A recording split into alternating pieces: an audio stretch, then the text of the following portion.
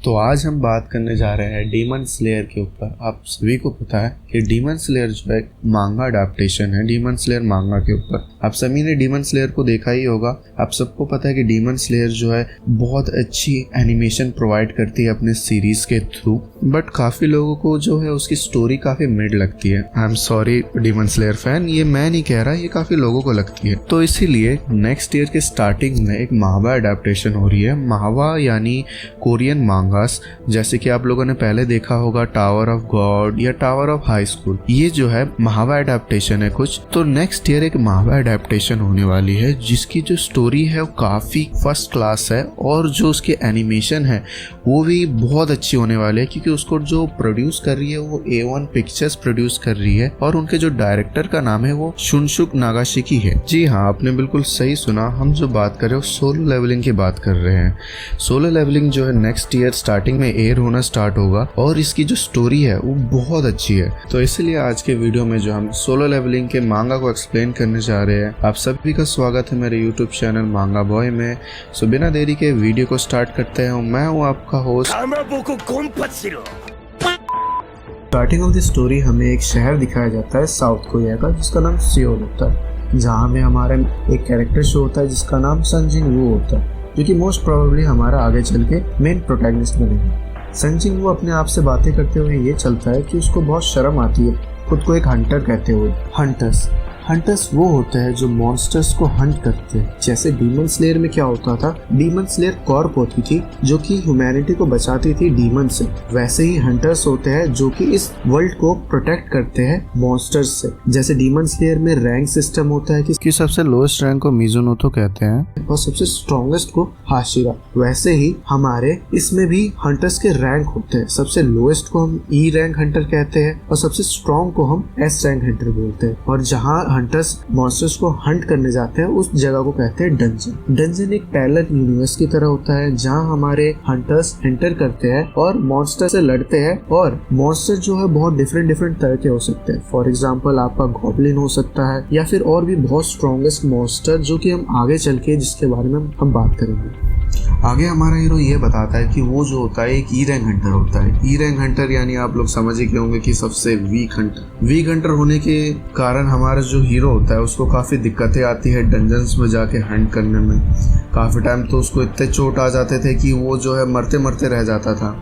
इसलिए हमारा प्रोटैगनिस्ट को जो ये काम बिल्कुल अच्छा नहीं लगता था। एक तो इस काम में उसको बहुत ज्यादा ही रिस्क आ जाती थी उसके अपने लाइफ के ऊपर, और उसको जो है काफी कम पैसे मिलते थे, जिससे जो है अपने वो मम्मी के हॉस्पिटल का बिल भी नहीं भर पाता था, और उसको जो खुद के चोट आते थे वो अलग। और आगे हमारा हीरो ये बोलता है कि वो जो है काफी एक नॉर्मल इंसान होता है और उसमें पास कोई टैलेंट ना होने के कारण उसको जो है जबरदस्ती ही एक हंटर बनना पड़ गया। आगे हमारा हीरो एक कंस्ट्रक्शन साइट पे जाता है जहाँ जो एक डंजन ओपन होने वाली थी, और यहाँ पे उससे पहले से काफी सारे हंटर आए हुए थे जो कि उसके साथ इस डंजन में जाने वाले थे। जहाँ में एक हंटर दिखाया जाता है जो कि मस्त अपना चाय सुट्टा पी रहा होता है, और वहाँ उसका दोस्त उससे आके पूछता है कि भाई कैसा हाल चाल। फिर यहाँ पे हमारे एंट्री होती है हीरो की, और जिसे देख के सारे लोग खुश हो जाते हैं कि हाँ भाई तू आ गया, अब तो कोई दिक्कत नहीं है। फिर उसका दोस्त उससे पूछ रहा होता है अरे ये लड़का क्या इतना स्ट्रॉन्ग है। इसको देख के तो सारे खुशी हो गए एक तरह से। फिर हंसते हुए उसका दोस्त कहता है कि अरे नहीं ये कोई स्ट्रॉन्ग नहीं है, बल्कि बहुत वीक है। ये इतना वीक है कि अगर ये किसी वीक से वीक हंट में भी जाए, यानी किसी वीक डंजन में जाए, तो भी पिट के वापस आ जाएगा। तो वो कहते हैं हाँ इतना वीक है ये। तो कहता है हाँ ये बहुत ही वीक है, ये जब से आया है तब से ही कमज़ोरी है, ये इम्प्रूव ही नहीं कर पा रहा। फिर उसका दोस्त कहता है अरे ये सब बातें छोड़ो यार, क्या पता उसको बुरा लगे। पर हमारा जो हीरो होता है पहले से ही सुन रहा होता है, पर वो कर भी क्या सकता था। फिर वो मुंह लटका के वो कॉफ़ी पीने चला जाता है। फिर उसकी किस्मत इतनी ख़राब कि जैसे ही वो कॉफ़ी पीने जाता है वो कहता है कि भाई कॉफ़ी ख़त्म हो चुकी है, अब तेरे को नहीं मिलने वाली। फिर वहाँ भी वो डिसअपॉइंट होके चला जाता है। फिर यहाँ पे हमारी एंट्री होती है हमारे मेन हीरो की फीमेल फ्रेंड, जो कि आते ही उस पर सीधा चिल्लाने लग जाती है वो कहती है कि अरे तुम्हें इतना चोट फिर से कैसे आ गया। फिर हमारा संजिंग वो कहता है कि वो एक हंट पे गया था इससे पहले, जो कि एक ई रैंक डंजन था। डंजन्स के भी रैंक होते हैं, ई यानी सबसे कमजोर रैंक और एस यानी सबसे हाईएस्ट डंजन यानी सबसे डेंजरस डंजन आप कह सकते हो। फिर वो कहता है कि वो ई रैंक होने के बावजूद भी मैं कुछ कर नहीं पाया, मेरे को इतने चोट आ गई, मेरे को इतना चोट आ गया कि मुझे हॉस्पिटल जाना पड़ गया। फिर वो उसकी फीमेल फ्रेंड उसको मतलब सहानुभूति देती है कि कोई बात नहीं ऐसा वैसा, पर वो कहता है कि इससे कुछ फर्क नहीं पड़ता क्योंकि वो बहुत ज़्यादा ही कमज़ोर है, तो कर भी क्या सकता है। फिर आगे हमारा एक हंटर हमें शो होता है जो कि इस मिशन में या फिर आप कह सकते हो इस हंट पे जो है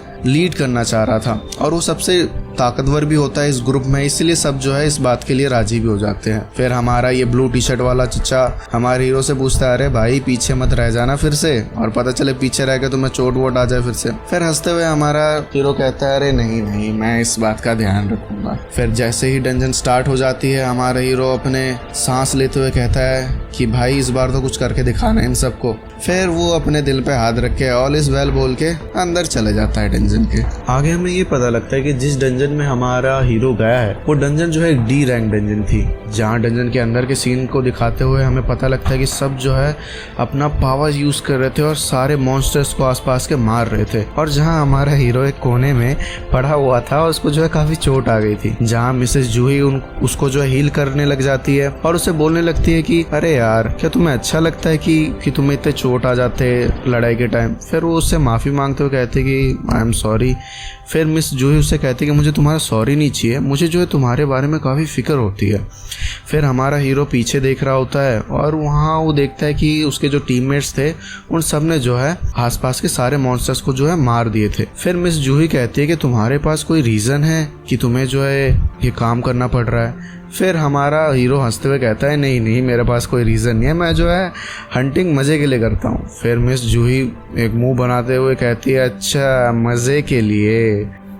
फिर हमें आगे दिखाया जाता है कि जो हंटर इस हंटिंग को लीड कर रहा था वो हमें एक मैजिकल कोर के बारे में बताता है। मैजिकल कोर वो होता है कि जब आप किसी मॉन्स्टर को मार देते हो तो उससे एक क्रिस्टल मिलता है और वो क्रिस्टल को मैजिकल कोर कहा जाता है। और एक सी रैंक मॉन्स्टर के मैजिकल कोर को जो अगर आप बेचोगे इस वर्ल्ड में तो आपको 1000 रुपीज़ मिलेगा, उनके वर्ल्ड की करेंसी के हिसाब से मैं आपको बता रहा हूँ। फिर हमें हमारा हीरो दिखाया जाता है जिसको जो है एक ही क्रिस्टल मिला था, वो भी ई रैंक मॉन्स्टर को मारने से, जिसकी कीमत अगर बेचोगे तो मतलब कुछ नहीं मिलना ज़्यादा, जिससे आपका एक मतलब कॉफ़ी का खर्चा भी बहुत मुश्किल से निकले।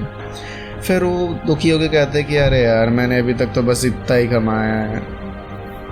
इस बीच एक हंटर आता है और कहता है कि उसको जो एक नया रास्ता मिला है। फिर हमारा जो लीड करने वाला हंटर था वो जाके चेक करता है कि वो देखता है कि एक और रास्ता, मतलब डंजन के अंदर और एक रास्ता। फिर वो चेक करने के लिए अपनी पावर्स का यूज़ करता है। फिर वो देखता है कि अंदर जो है एक गुफा है।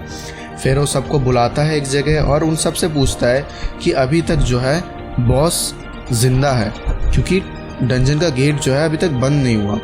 बॉस को मारने के बाद ही जो है एक डंजन जो है क्लोज होता है।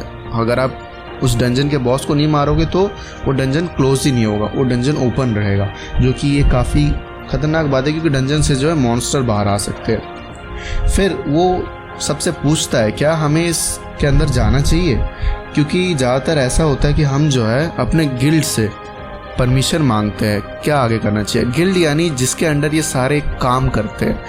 फिर वो कहता है कि अगर हम गिल्ड से परमिशन मांगे तो वो हमारी मेहनत एक तरह से वेस्ट हो जाएगा, क्योंकि हमने यहाँ तक हम सब जो है मॉन्स्टर को मार के आए हैं और आगे अगर वो लोग जाएंगे तो उनको जो है फ़ायदा मिलेगा ना कि हमें मिलेगा।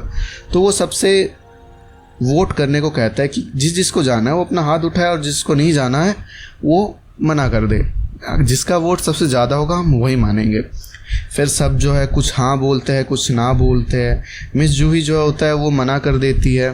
फिर वोट जो है वो 8 और 8, मतलब 8 हाँ बोलते हैं 8 मना करते हैं, टाई हो जाता है और सबसे जो लास्ट वोट रहता है वो हमारे हीरो का रहता है। तो ये डिपेंड करता है हमारे हीरो पे कि उनको जो है आगे जाना है या नहीं जाना।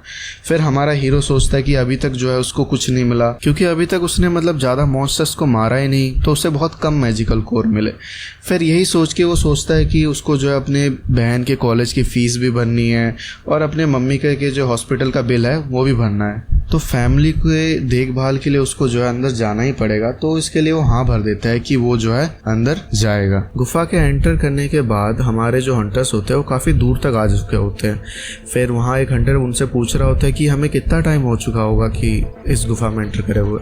फिर एक हंटर जवाब में ये कहता है कि हमें जो है लगभग 40 मिनट हो चुका है इस गुफा में आए हुए और अभी तक हमें जो है कुछ नहीं मिला। फिर और एक हंटर ये बोलता है कि एक बॉस के मरने के लगभग 1 घंटे बाद जो है गेट क्लोज हो जाता है। तो 40 मिनट हो चुके हैं, तो हम पे लगभग अभी 20 मिनट है। अगर 20 मिनट में हमें कुछ नहीं मिला तो हमें मतलब अब वापस ही जाना पड़ेगा, क्योंकि कुछ मिला तो है ही नहीं। फिर इसी बीच जो हमारा हीरो होता है वो मिस जूही से पूछता है कि तुम ठीक तो हो, कहीं तुम्हें बुरा तो नहीं लग रहा मैंने हाँ बोल दिया। तो मिस जूही कहती है हाँ मैं बिल्कुल ठीक हूँ। फिर हमारा हीरो पूछता है कि सच में तुम ठीक हो ना। फिर मिस जूही एक अजीब सा मुंह बना के कहती है कि नहीं मैं बिल्कुल ठीक नहीं हूँ। क्या तुम पागल हो? इससे पहले फाइट में अगर उस मॉन्स्टर ने थोड़ा ऊपर अगर मारा होता तो तुम्हारे दिल में छेद हो चुका होता, और वो तो छोड़ो तुम्हारे पैर और तुम्हारे हाथ में भी बहुत सीरियस चोट लगी थी, वो तो मैंने हील करी है। क्या तुम्हारे फाइट करते करते तुम्हारे दिमाग में भी चोट आ चुकी है कि तुमने हाँ बोल दिया? फिर हमारे हीरो इसके बीच माफ़ी मांगते हुए कहते हैं कि मुझे माफ़ कर दो। फिर मिस जूही कहती है चलो ठीक है, पर तुम्हें जो है इसके बाद मुझे खाने पे ले चलना होगा। फिर हमारा हीरो अजीब सा मुंह बनाता है शर्माते हुए। फिर मिस जूही कहती है क्या तुम्हें अच्छा नहीं लगता मेरे साथ खाते हुए? कहता है नहीं ऐसी बात नहीं है। फिर हमारे जो हंटर्स होते हैं वो एक गेट के पास पहुंचते हैं जो कि बहुत बड़ा होता है और काफ़ी अलग दिखता है बाकी गेट से जो कि इस डंजन में मौजूद थे। फिर वो लोग कहते हैं कि ये गेट दिखने में तो काफ़ी अजीब है, क्या ये मतलब बहुत ख़तरनाक है हमारे लिए इसके अंदर जाना? फिर हमारा जो इस टीम को जो लीड कर रहा होता है जो हंटर, वो कहता है कि देखो मैं यहाँ तक आया हूँ तो खाली हाथ तो जाने से रहा, ठीक है? तो जिसको आना है मेरे साथ आओ, अगर किसी को नहीं आना तो छोड़ दो, फिर मैं अकेले ही चला जाऊँगा, मुझे कोई दिक्कत नहीं है। फिर वहाँ के सारे लोग जो कहते हैं कि मिस्टर सॉन्ग जो होता है, मतलब जो लीड कर रहे होते हैं उनका नाम मिस्टर सॉन्ग होता है, तो कहते हैं मिस्टर सॉन्ग जो है वो काफ़ी मतलब स्ट्रॉन्ग है, उनकी ऑफेंसिव पावर बहुत ज़्यादा है, तो हम जो है उन पर भरोसा बिल्कुल कर सकते हैं, ठीक है? और वो एक सी रैंक हंटर होता है। फिर सब लोग जो उस पर भरोसा करके जो है चल जाते हैं अंदर। फिर हमारा जो मिस्टर सॉन्ग होता है वो गेट खोलता है। गेट जो है बहुत आसानी से ही ओपन हो जाता है। फिर गेट के ओपन होते ही सब अंदर आ जाते हैं। अंदर आते ही मशाले जल जाती है ब्लू कलर की, जो कि देखने में एकदम मतलब डेंजरस ही लगती है। अगर मैं होता तो मैं तो भाई वहाँ से भाग आता, अरे छोड़ो यार, पैसे हो तो अगले में भी कमा लेंगे, जान को कौन रिस्क में देगा यार, इतना डेंजरस लग रहा था दिखने से तो। फिर वो लोग कहते हैं अरे वाह लाइट्स तो बहुत अच्छी हैं, अरे यार मतलब मशाले जल रही है वहाँ भी उनको मतलब अच्छा फील हो रहा है। ब्लू कलर की मशाले जलते हुए देख के किसको अच्छा फील होता है भाई, अजीब ही लोग हैं। फिर वो लोग कहते हैं कि मतलब ये जो डंजन है बाकियों से काफ़ी अलग है दिखने में। फिर वो लोग इधर उधर देखते हैं, फिर उनको जो है काफ़ी अजीब तरह के जो स्टैचूज़ मिलते हैं नाइट्स की। फिर हमारा हीरो नोटिस करता है कि सब जो स्टैचूज थे उन सब ने जो है कुछ ना कुछ पकड़ रखा है, कुछ ने जो है मतलब वेपन पकड़ रखे, कुछ ने जो है इंस्ट्रूमेंट पकड़ रखे हैं, जो कि दिखने में काफ़ी डरावना है, मतलब कोई तो समझदार है इनमें से। फिर वहाँ पे मतलब कुछ हंटर कहते हैं यार डरा मत यार। फिर वो लोग एक स्टैचू को देखते हैं जो कि मतलब दिखने में काफ़ी मतलब बड़ा था, तो वो लोग कहते हैं कि क्या ये बॉस है? फिर उनमें से एक बोलता है ना यार ये तो बस एक स्टैचू है, ये थोड़ी ना बॉस हो सकता है। फिर हमारा हीरो कहता है कि मतलब ये स्टैचू जो सबसे बड़ा है यहाँ पे और ये दिखने में काफ़ी मतलब डरावनी सी है। फिर वो लोग सब बोलते हैं यार यहाँ तो कोई मॉन्स्टर दिख ही नहीं रहा। फिर एक हंटर कहते हैं कि हाँ यहाँ तो कोई मॉन्स्टर दिख ही नहीं रहा। फिर मिस्टर सॉन्ग को जो है एक मैजिकल सील दिखती है, मैजिकल सील यानी वहाँ मतलब कुछ उन्होंने बंद कर रखा हुआ डेंजरस। फिर वो सब हंटर मिस्टर सॉन्ग को बुलाते हैं और कहते हैं कि सर यहाँ पे कुछ लिखा हुआ है अजीब सा ही। फिर मिस्टर सॉन्ग आके देखते हैं, फिर वो देखते हैं कि ये जो है मतलब काफ़ी पुरानी भाषा में लिखी हुई है। फिर जब वो उस भाषा को पढ़ते हैं फिर उन्हें पता लगता है ये जो है कैथोलिक टेम्पल्स कमांडमेंट लिखी हुई है। जिसमें पहले ये लिखा हुआ है कि भगवान को पूजो, फिर दूसरे में ये लिखा है कि भगवान की तारीफ करो। फिर इसी बीच मिस्टर जूही जो होती है हमारे मेन कैरेक्टर सन जिंग वू को बुलाती है और कहती है कि उधर देखो, उस स्टैचू की आंखें जो हिली है और वो जो हमें देख रही थी अभी कुछ टाइम पहले। फिर वो कहते हैं कि नहीं, तुम्हें मतलब कुछ भ्रम हुआ होगा। फिर तीसरे में जब मिस्टर सॉन्ग पढ़ते हैं तो तीसरे में ये लिखा होता है कि अपना जो भरोसा है वो भगवान के प्रति साबित करो। फिर इसी बीच हमारे मेन हीरो को थोड़ी मतलब अजीब सी फील होती है। वो ये फील कर रहा होता है कि आसपास जो है काफी मतलब शांत माहौल हो चुका है और हवा जो है बहुत ठंडी सी फील हो रही है। फिर इसी बीच हमारे मिस्टर सॉन्ग जो है आगे ये पढ़ते हैं कि जो इन कमांडमेंट्स को फॉलो नहीं करेगा वो इस जगह से जो वापस नहीं जा पाएगा। फिर जैसे ही वो ये बोलना बंद करते हैं उस जगह का जो दरवाजा होता है वो अचानक से बंद हो जाता है। इसी बीच एक हंटर डरते हुए कहती है कि अब हम क्या करें। फिर उसके साइड में और एक हंटर ये कहता है कि अब मैं बिल्कुल इस जगह में नहीं रह रहा, पता नहीं तुम क्या बकवास बातें कर रहे हो, मैं यहाँ से जा रहा हूँ और ये जो भी बॉस का ट्रेजर है वो तुम खुद रख सकते हो, मुझे नहीं चाहिए तुम्हारा कोई ट्रेजर वेजर। फिर जैसे वो दरवाजे के पास जाता है मिस्टर सॉन्ग उसे कहता है उस दरवाजे को बिल्कुल हाथ मत लगाओ, पर मिस्टर सॉन्ग के मना करने के बावजूद भी वो हंटर उस गेट को खोलने चला जाता है। फिर साइड में खड़ा हुआ स्टैचू एक स्विंग में उसका गला काट देता है, जिसे देख के सब एकदम डर जाते हैं, हैरान हो जाते हैं। फिर उसमें से एक हंटर पूछता है क्या हमें इनसे लड़ना पड़ेगा। फिर सन जिंग वो अचानक से सोचता है कि उसकी रैंक क्या थी जो आदमी मरा। फिर उसे याद आता है अरे वो तो डी रैंक हंटर था। फिर वो सोचता है कि डी रैंक होने के बावजूद भी उस स्टैचू ने उसको एक हिट में कैसे मार दिया। फिर वो सोचने लगता है कि डंजन कौन सा रैंक का था।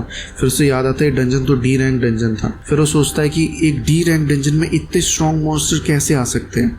फिर इसी बीच मिस्टर सॉन्ग ये सोचते हैं कि अगर सारे स्टैचूज हिल सकते हैं क्या इसका मतलब वो बड़ा वाला स्टैचू भी हिल सकता है। फिर इसी बीच हमें सन जिंग वू की थोड़ी पास्ट दिखाई जाती है, जहाँ हमें ये पता लगता है कि जब पहली बार सन जिंग वू किसी डंजन में एंटर किया था वो अपने टीममेट से ही बिछड़ गए थे और इसी बीच वो जो है एक सबसे कमजोर यानी ई रैंक मॉन्स्टर से भी पिट गया था और बिछड़ने के कारण वो जो है भूखा काफी दिनों तक डंजन में ही रहा। फिर आगे हमें सन जिंग वू ये भी बताता है कि काफी टाइम ऐसा होता है कि कुछ हंटर्स जो है अपने वेपन मिला लेते ताकि वो जो है बड़े से बड़े मॉन्स्टर्स को भी मार सके और उसे मार के जो है वो उसकी ट्रेजर ले सके। बट हमारा सन जिंग वू ऐसा नहीं कर पाता था क्योंकि वो काफ़ी गरीब था, तो वो महंगे से महंगे वेपन खरीद ही नहीं पाता था। उसके वेपन काफ़ी सस्ते होते थे, इसीलिए वो जो है काफ़ी जल्दी ही ख़राब हो जाते थे या टूट जाते थे। इसी बीच काफ़ी लोगों से उसने मतलब ताने भी सुने कि लोग उसे कमज़ोर कहते थे, सबसे कमज़ोर हंटर। फिर आगे हमें ये पता चला कि जब भी सन जिंग वू किसी भी डंजन में जाता था हमेशा वो पिट के वापस आता था और हमेशा उसके साथ साथ जो है मॉन्स्टर्स के दिए हुए निशान वापस आते थे। उसे पता होता था कि वो जो डंजन में मर सकता है, इसके बावजूद भी उसको जो है अपना जॉब करना पड़ता था क्योंकि उसको पता था। ये बोलते स्टोरी कंटिन्यू होने लगती है। फिर सन जिंग वू को ध्यान आता है कि उस बड़े वाले मॉन्स्टर्स के आंखें चमक रही है, वो समझ जाता है। फिर वो सबको बोलता है नीचे झुको। कई हंटर समझ ही नहीं पाते सन जिंग वू क्या कहना चाह रहा है। फिर कुछ लोग झुक जाते हैं और जो नहीं झुक पाते वो एक दरख्त से जल ही जाते हैं। सब ये देख के एकदम से डर से जाते हैं। फिर हमारे जो चचा होते हैं वो ये कहते हैं कि अगर सन जिंग वू उनको झुकने के लिए नहीं बोलता तो अभी तक वो जिंदा ही नहीं होते यहाँ पे। फिर सन जिंग वू मिस्टर जूही को पूछते कि आप ठीक हो, मिस जूही क्या आप ठीक हो। इसी बीच हमारे जो मिस्टर सॉन्ग होते हैं वो सबको कहते हैं कि जिस पोजीशन में हो उसी पोजीशन में झुके रहो, कोई भी खड़े मत होना, बिल्कुल मत होना। फिर सब मिस्टर सॉन्ग की बातें मान के जहाँ थे वहीं पर ही रहते हैं। फिर मिस्टर सॉन्ग ये कहते हैं सन जिंग वू को कि जो मिस जूही है वो डर को सही से संभाल नहीं पाती, इसीलिए वो बी रैंक हीलर होने के बावजूद भी वो जो है नॉर्मल डंजन पे ही जाती है जो कि ज्यादा डेंजर नहीं होता। पर इन सबको देख के नॉर्मल तो बिल्कुल नहीं लगता और जो लोग खड़े हुए थे या जो लोग हिले थे सिर्फ वही लोग मारे गए हैं। फिर ये सुन के सन जिंग वू कहता है हाँ आप बिल्कुल सही कह रहे हैं। फिर मिस्टर सॉन्ग सन जिंग वू से ये कहता है कि जब तुम चिल्लाए क्या तुम्हें पता था वो हमला करने वाला था। फिर सन जिंग वू इसका जवाब देते हुए ये बोलता है कि नहीं, मुझे बस ऐसा लगा। फिर इसी बीच सन जिंग वू ये ध्यान देता है कि मिस्टर सॉन्ग जो है अपना एक हाथ गवा चुके थे उस हमले के दौरान। फिर मिस्टर सॉन्ग कहते हैं कि मैं बिल्कुल ठीक हूँ, तुम टेंशन मत लो। फिर मिस्टर सॉन्ग सन जिंग वू से ये पूछता है कि बच्चे तुम्हें क्या लगता है इन स्टैचूज की रैंक क्या होगी। फिर इसका जवाब देते हुए सन जिंग वू ये बोलता है कि इसको बिल्कुल नहीं पता क्योंकि मैं तो कभी गया ही नहीं डी रैंक के ऊपर किसी भी डंजन में। फिर मिस्टर सॉन्ग आके ये बोलते हैं कि उन्होंने जो है 1 से 2 बार जो है ए और बी रैंक डंजन्स में जाके फाइट किया था, बट उन्होंने जो है किसी भी मॉन्स्टर से फाइट नहीं किया जो कि इतना स्ट्रांग हो। उनके हिसाब से ये स्टैचूज जो है ए या फिर बी रैंक मॉन्स्टर से भी ज़्यादा स्ट्रांग है। उनके हिसाब से ये एस रैंक भी हो सकते थे।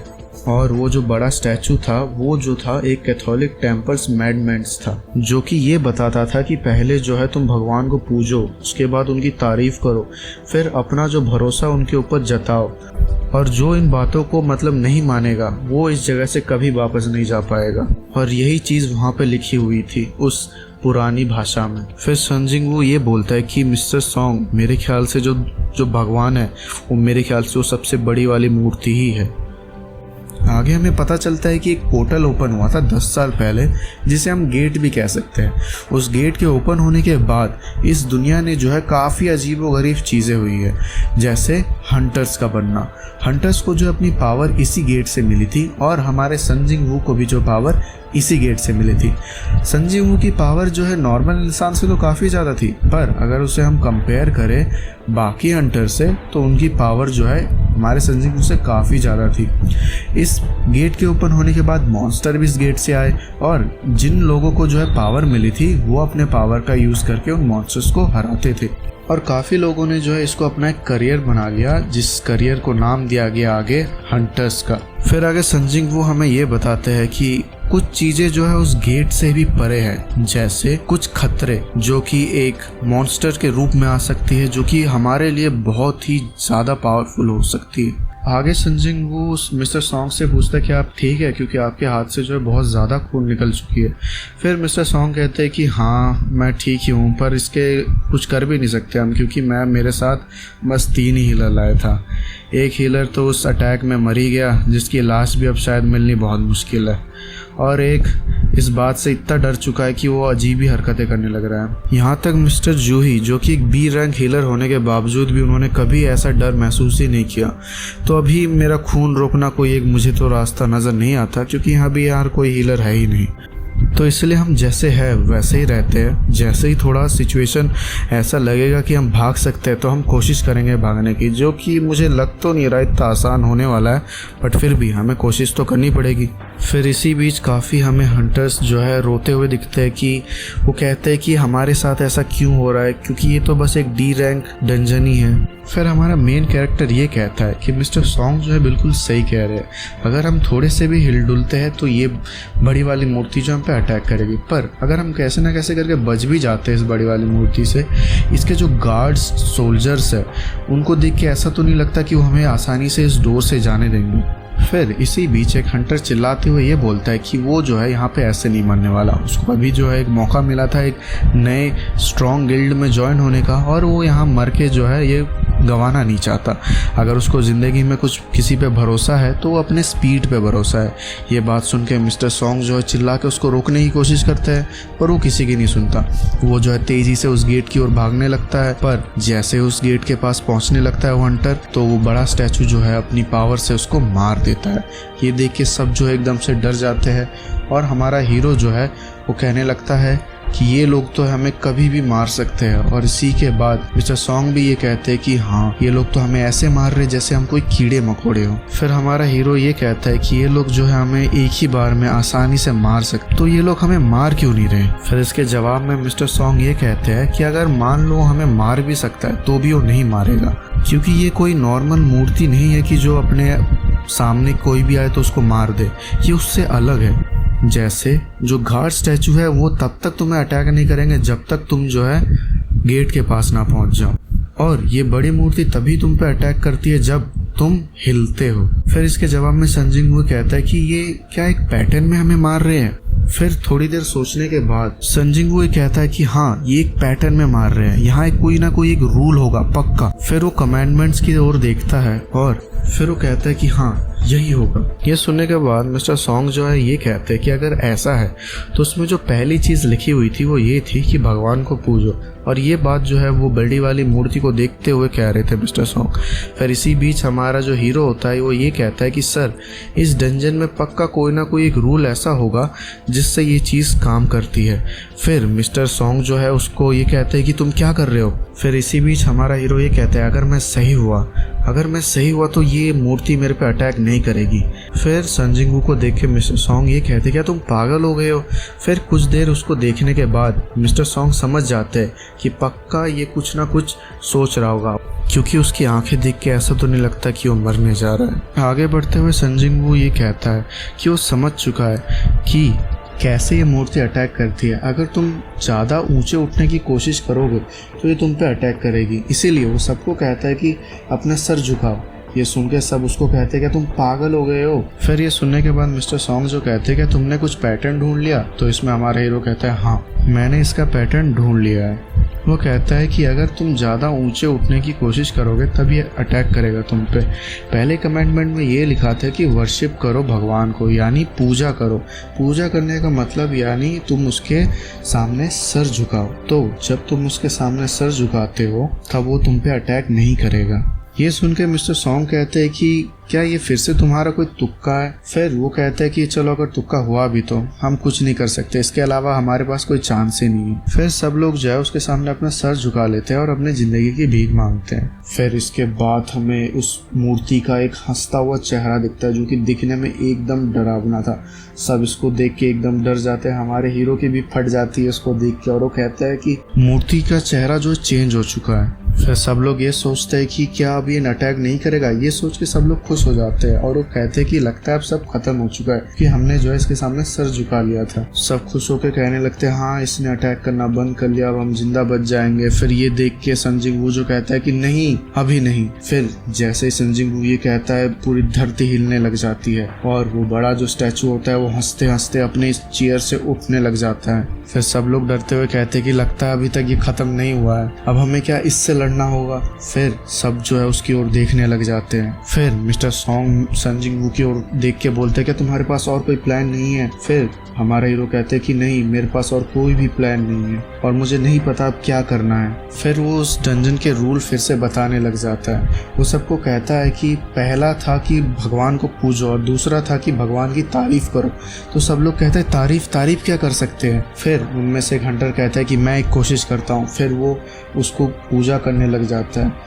फिर जैसे ही वो मूर्ति उसको देखता है वो उसकी ओर आता है। फिर बाकी हंटर कहते हैं क्या ये काम कर रहा है। फिर सन जिंगवू कहता है नहीं ये काम बिल्कुल नहीं कर रहा। फिर सन जिंगवू ये कहता है कि वो गलत भगवान की पूजा कर रहा है और ये बोलते ही वो मूर्ति जो है उस बंदे के ऊपर अपना पैर रख के उसको कुचल देती है बुरी तरह से। सब ये देख के एकदम डर के भागने लग जाते हैं और वो मूर्ति एक के बाद एक हंटर्स को कुचलते रहता है। फिर हमारा हीरो मिस जूही को लेके भाग रहा होता है। फिर मिस्टर सॉन्ग कहते हैं कि ग्रुप में भागना खतरे से खाली नहीं। फिर हमारा हीरो कहता है कि मैं मिस जूही को अकेले नहीं छोड़ सकता। फिर हमें वो मोटा हंटर दिखाया जाता है जो कि हमें स्टार्टिंग में दिखाया गया था। वो अपनी बीवी और बच्चों के बारे में सोच रहा होता है और कहता है कि मैं नहीं मर सकता। फिर वो एक मूर्ति के पास जाके खड़ा हो जाता है। फिर जो हमारा चचा होता है वो उसको पीछे से बुलाता है कि पीछे देखो। ये बोलने के बाद वो स्टैचू उसको मुड़ने तक का मौका नहीं देती और उसके मुड़ने से पहले ही उसके 2 टुकड़े कर देती है अपने तलवार से। फिर हमारा हीरो ये कहते हैं कि ऐसे भगवान को कैसे पूजा कर सकते हैं, ये कोई भगवान नहीं, ये तो शैतान है। और वो कहता है कि हमारे पीछे हर जगह जो है गार्ड खड़े हैं, स्टैचू खड़े हैं और वो उनके पास जाते ही वो अटैक करने लग जाएंगे। किसी के पास कुल्हाड़ी है, किसी के पास तलवार है, किसी के पास हथौड़ा है और इन सब से जो है वो मारने लगेंगे अगर हम उसके पास जाएंगे तो। इसीलिए हम उसके पास तो बिल्कुल नहीं जा सकते जिनके पास हथियार है। फिर हमारे हीरो को याद आता है कि कुछ मूर्तियों के पास जो है इंस्ट्रूमेंट्स भी थे। फिर वो ये देखता है कि एक हंटर जो है एक मूर्ति के पास खड़ा है जिसके पास इंस्ट्रूमेंट है और उसको जो है वो बिल्कुल कुछ नहीं कर रही। फिर ये देख के हमारा हीरो एक मूर्ति के पास आ जाता है जिसके पास एक ड्रम होता है। फिर मिस जूही ये पूछती है हमारे हीरो से क्या हम दोनों एक जगह पे खड़े हो सकते हैं। फिर यही बोलते ही कहते हैं कि रुको। फिर हमारा हीरो जो है दूसरी जगह भागने लग जाता है। फिर मिस जूही उसे रोकने की बहुत कोशिश करती है बट वो नहीं सुनता। फिर हमारा हीरो जो है बस पहुँचने ही वाला था, उससे पहले जो है वो बड़ा मॉन्स्टर उस पर पैर रखने ही वाला होता है कि वो बस बच ही जाता है। फिर हम मिस जूही जो है रोने लग जाती है और उसको बुलाने लग जाती है। फिर धीरे धीरे करके वो जाना ही लगता है। फिर हमें एक पैनल शो होता है जहाँ एक जगह लाइफ होती है और एक जगह डेथ होती है और हमारा हीरो जो है उन दोनों के बीच एक रस्सी पकड़ के खींच रहा होता है। जहाँ उसकी रस्सी जो है धीरे धीरे टूटने लग रही होती है, जहाँ हमें ये पता लगता है कि हमारा जो हीरो है वो धीरे धीरे बस मौत के करीब जा रहा है और शायद इस बार वो बच भी ना पाए। फिर इसी बीच हमें मिस जूही भागते हुए आती है और उससे पूछती है क्या तुम ठीक हो, पर वो देख के शॉक हो जाती है जब वो देखते है कि हमारे हीरो का जो पैर जो है वो कट चुका था। स्टार्टिंग में मिस जूही जो होती है हमारे हीरो की पैर सही कर रही होती है क्योंकि उसका पैर जो है कट चुका होता है। और इसी बीच हमारे जो चचा होते हैं वो मिस्टर सॉन्ग को ये कह रहे होते हैं कि हम जो है 16 लोग आए थे और सिर्फ 6 ही बचे हैं, ये सब जो है आपकी गलती है, अगर आपने सही डिसीजन लिया होता तो हमारे दोस्त जो है अभी जिंदा होते।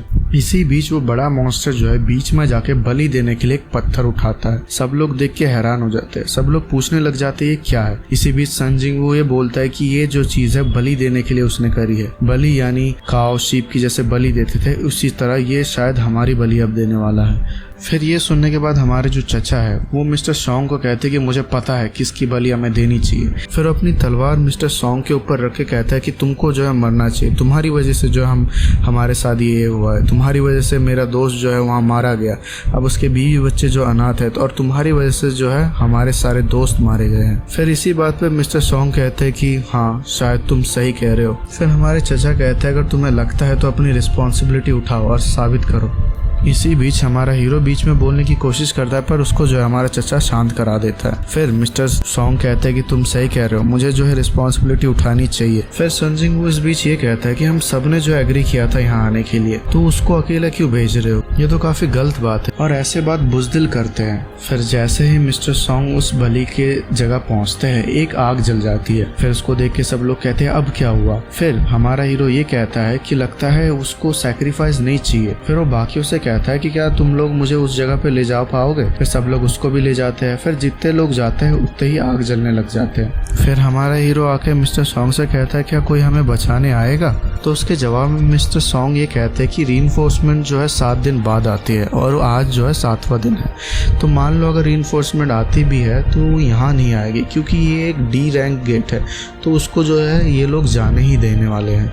फिर हमारा सन जिंगवू ये सोचता है कि एक गेट जो है 7 दिन के लिए ओपन होती है और 7 दिन उसकी लिमिट होती है, उसके बाद जो है अपने आप वो बंद हो जाता है।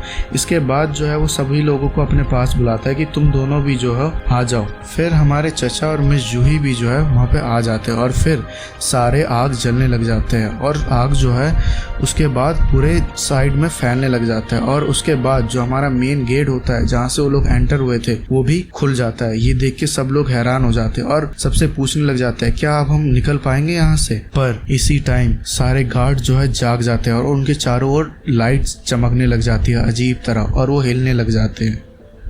फिर धीरे धीरे सारे स्टैचू जो है हंटर्स की ओर आ रहे होते हैं, बट किसी को जो है कुछ समझ नहीं आ रहा होता है, सब एकदम डरे हुए होते हैं। फिर यहाँ जो हमारे चचा उन्हें ये कहते हैं कि ये वो शायद समझ चुके हैं कि ये काम कैसे करता है। वो ये कहते हैं कि अगर हम इनसे अपनी नजरें हटा लेंगे तो ये जो है हमारी ओर आते रहेंगे, अगर हम इनको देखते रहेंगे तो ये जो है जहाँ है वहीं रुके रहेंगे। इसी बीच गेट खुला देख के एक हंटर डर के मारे उस गेट की ओर भागने लग जाती है। सबको लगता है कि अब ये भी जो है मारी जाएंगी, बट शॉकिंगली ये होता है कि वो मारी नहीं जाती। इसे देख के हमारा हीरो थोड़ा शॉक हो जाता है और वो पहेलियों को सुलझाने लग जाता है कि कैसे क्या स्टार्टिंग से हो रहा था। इसी बीच और एक हंटर जो है उसे देख के भागने लग जाता है। सब और डर जाते हैं क्योंकि वो सारे स्टैचू जो है उनकी ओर आता जा रहा था।